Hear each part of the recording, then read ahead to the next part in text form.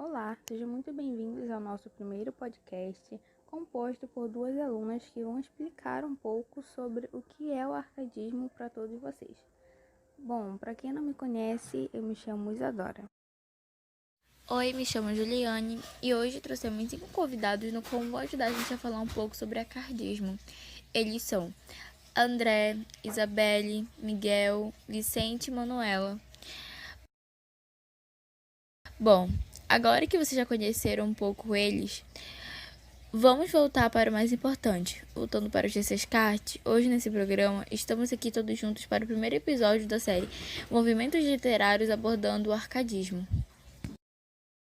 Para quem já ouviu falar sobre o arcadismo, já sabe o que ele significa, né? Bom, mais ou menos, né? Mas vocês aqui para explicar, então explica.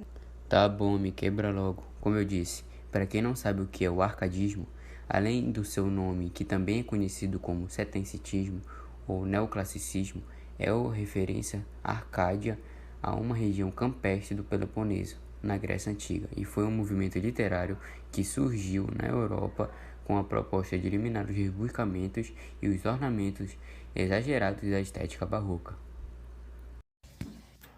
Sim, como ele também já foi considerado o principal movimento literário do século XVIII, né? Certíssimo, Juliane. Por se considerar o principal movimento literário deste século, ele acabava se afastando dos textos rebuscados, uma vez que escreviam com simplicidade e pureza. E quanto ao arcadismo e o iluminismo?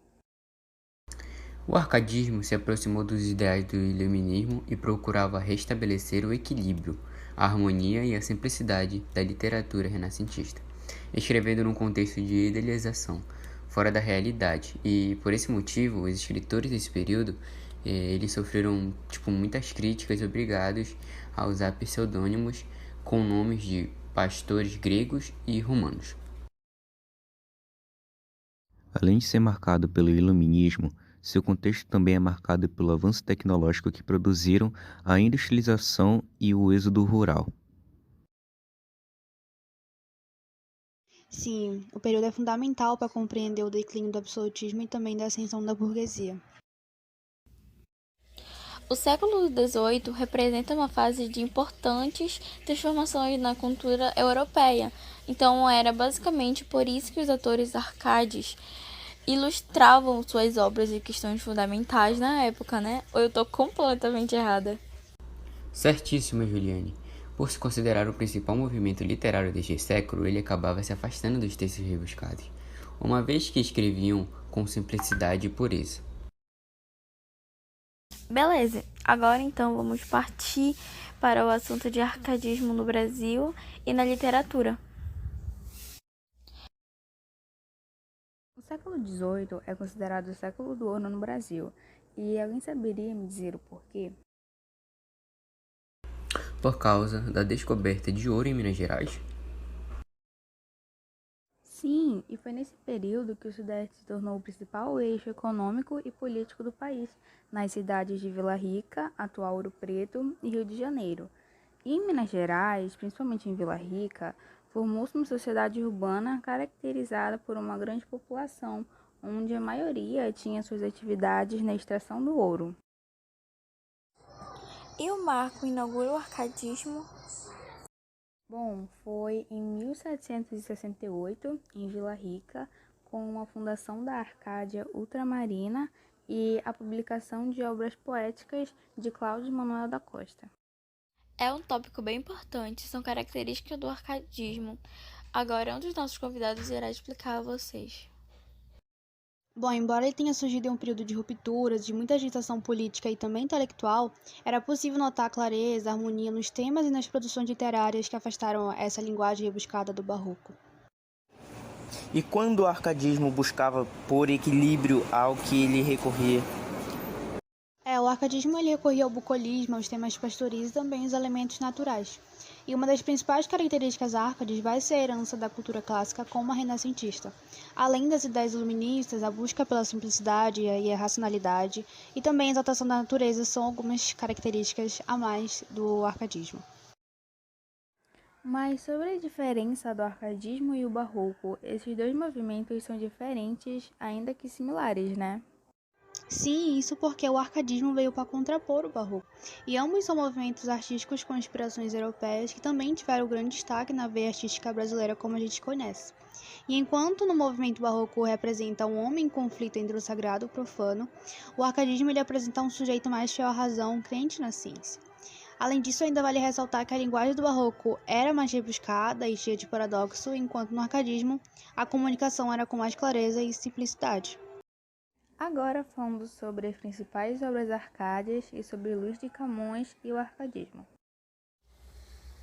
Algumas das principais obras arcádicas foram Culto Métrico, que foi no ano de 1749, Moluscos Métrico, em 1751, e Labirinto de Amor, no ano de 1753. Vale ressaltar que eu só falei algumas das principais obras arcádicas, e não todas.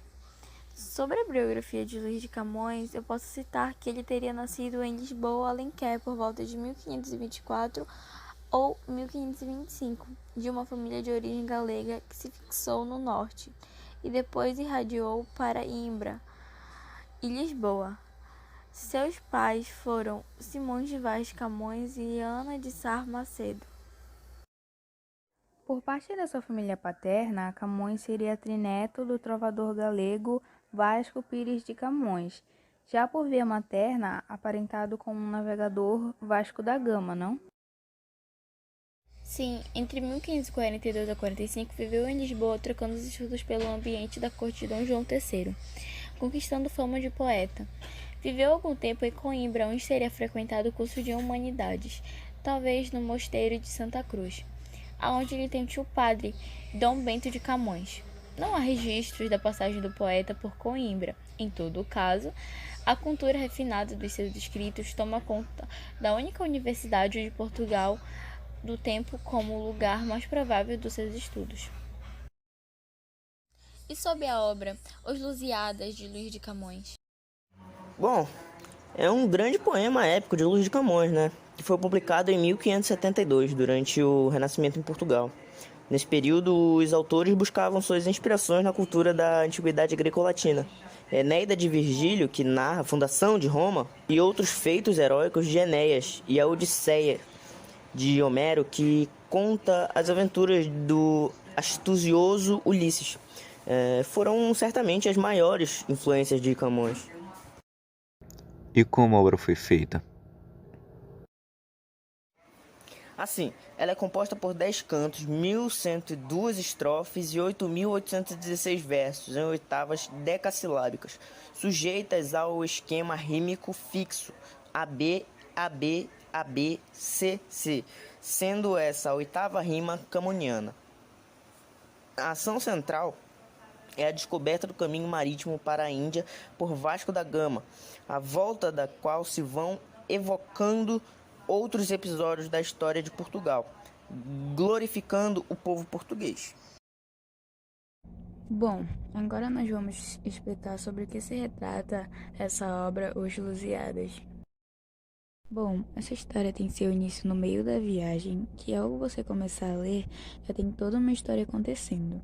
Os Lusíadas começa no meio da viagem de Vasco da Gama, e ele é diante do rei Belinde, que conta uma história de Portugal de forma cronológica. E com relação à censura, a gente sabe que em épocas como essa era bastante comum, né? Enfim, teve algum momento que aconteceu censura em ligação com a era camoniana? Sim, influenciado pelo gênero épico como de Ilíada e Odisseia, ressaltamos nesse resumo de Os Lusíadas que Luís de Camões demorou mais de 12 anos para concluir essa epopeia portuguesa. A temática continuou sendo a dos grandes feitos entre os ocidentais. Narra-se a vitória dos conquistadores, os acontecimentos das guerras e os grandes heróis que desbravam os lugares onde ainda não há civilização. Contudo, em alguns cantos, Camões abordou o tema dos amores carnais, das paixões luxuriosas, mesmo em um poema de louvor ao império e à fé.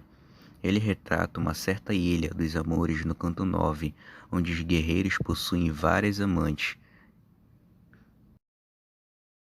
Mesmo também falando de paganismo com deuses romanos numa época em que os jesuítas eram intelectuais em Portugal e havia Inquisição, a obra não foi severamente censurada, né? Sim, Camões apresentou seus escritos a Dom Sebastião e obteve dele a permissão para impressão desde que a sua obra passasse pela avaliação inquisitorial. Pois bem, o responsável foi um frei dominicano chamado Bartolomeu Ferreira, que cortou pouquíssima coisa da obra. O que ele mais fez foi elogiar Camões e premiá-lo.